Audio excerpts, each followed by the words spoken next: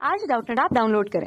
Doubtnut पर अपने सभी गणित, रसायन विज्ञान, भौतिक विज्ञान और जीव विज्ञान के डाउट्स का करो सफाया।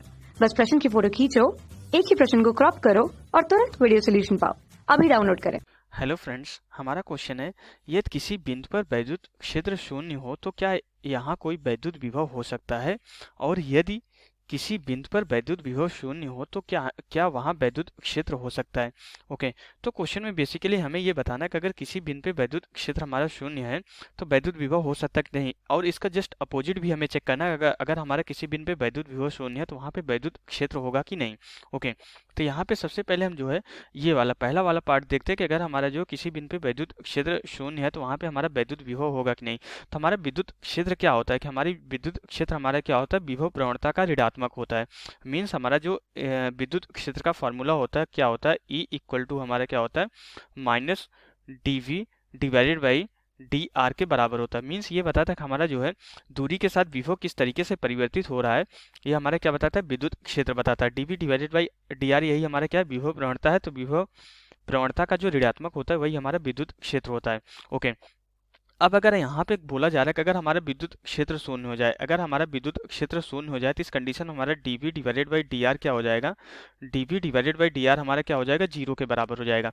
Okay, dV divided by D R हमारा क्या है, हमारा जो है विभव का जो है दूरी के सापेक्ष अवकलन है, विभव का दूरी के सापेक्ष अवकलन है। तो हमारा क्या होता है, किसी भी राशि का जो है किसी दूसरे राशि के सापेक्ष हमारा अवकलन जीरो तब होता है जब वो राशि जो है उस राशि के बदलने पे हमारी क्या होती है, कांस्टेंट रहती है। मीन्स अगर dV divided by D R zero है तो अगर हम यहाँ पे r को चेंज कर रहे हैं, अगर r को बदल रहे हैं तो उस कंडीशन में क्या होना चाहिए कि हमारा जो है जो v है विभव क्या होना चाहिए, ये नियत होना चाहिए।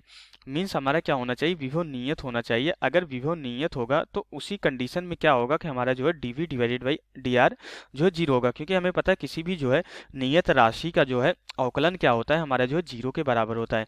तो अगर हमारे यहाँ पे हम ये देख रहे हैं, हमारे यहाँ पे जो है विद्युत क्षेत्र शून्य होने की वजह से, विद्युत क्षेत्र शून्य होने के बाद भी हमारा जो है विभव क्या हो जा रहा है, हमारा नियत हो जा रहा है। ओके, विद्युत क्षेत्र शून्य होने के बाद भी हमारा विभव क्या हो रहा है, नियत हो रहा है। ओके, तो इसी तरीके से अब हमारा ये जो पहला पार्ट तो कंप्लीट हो गया कि हमारा विद्युत क्षेत्र शून्य है तो विभव हमारा जो है वैद्युत विभव हो सकता है। जीरो होना हमारा कंपलसरी नहीं है, हो सकता है और जीरो भी हो सकता है। ओके, अब इसके बाद हम यहाँ पे दूसरा पार्ट चेक करते हैं। हमारा दूसरा पार्ट क्या है कि हमारा जो अगर वैद्युत विभव शून्य हो जाए, ओके, अगर हमारा यहाँ पे जो है वैद्युत विभव शून्य हो जाए तो उस कंडीशन हमें क्या बताना, हमारा विद्युत क्षेत्र होगा कि नहीं। अगर हमारा जो है विभव शून्य हो जाए तो हमें चेक करना विद्युत क्षेत्र के बारे में। तो इसका जो सबसे अच्छा एग्जाम्पल होता है, इसको हम एक एग्जाम्पल के थ्रू समझेंगे। अगर हम यहाँ पे जो है कोई वैद्युत द्विध्रुव ले लें, ओके, ये हमारा जो है यहाँ पे अगर हम कोई वैद्युत द्विध्रुव ले लें, ओके, तो इस तरीके से हमारा वैद्युत द्विध्रुव है, ये हमारा माइनस क्यू आवेश है और ये हमारा प्लस क्यू आवेश है।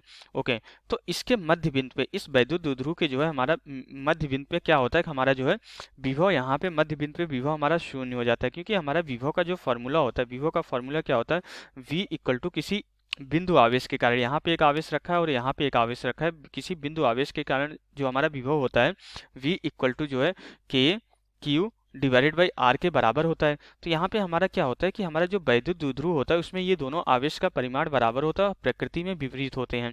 तो इस कंडीशन हमारा क्या हो जाएगा, Q तो हमारा जो है बराबर हो जाएगा दोनों के लिए।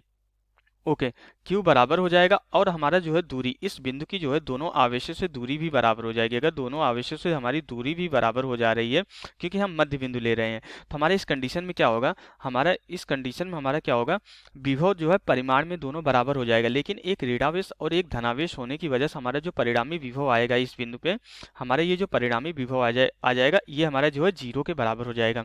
तो लेकिन हमारे यहाँ पे इस वैद्युत द्विध्रुव के जो है हमारे इस मध्य बिंदु पे भी हमारा क्या होता है, विद्युत क्षेत्र होता है। हमें पता है कि हमारा जो विद्युत क्षेत्र की डायरेक्शन होती है धनावेश से जो है ऋणावेश की तरफ होती है। हमारा जो है वैद्युत द्विध्रुव के हर एक बिंदुओं पर, इसके आसपास हर एक बिंदुओं पर हमारा क्या होता है, वैद्युत क्षेत्र होता है। यहाँ पे वैद्युत क्षेत्र हमारा जो है विभव जीरो होने के बाद भी है, हमारा क्या होता है, यहाँ पे विभव जीरो है लेकिन इस पॉइंट पे हमारा जो है विद्युत क्षेत्र हमारा जो है शून्य नहीं हो रहा है। ओके, तो यहाँ पे हमारा जो है विभव जीरो होने के बाद भी हमारा विद्युत क्षेत्र शून्य नहीं हो रहा है। एक्चुअली ये देखा जाता है कि हमारा जो इसके लंब द्विभाजक पे, हमारा जो है इस विद्युत द्विध्रुव के लंब द्विभाजक पे हमारा क्या होता है, हर एक बिंदु पे हमारा विभव शून्य होता है लेकिन विद्युत क्षेत्र हमारा शून्य नहीं होता है।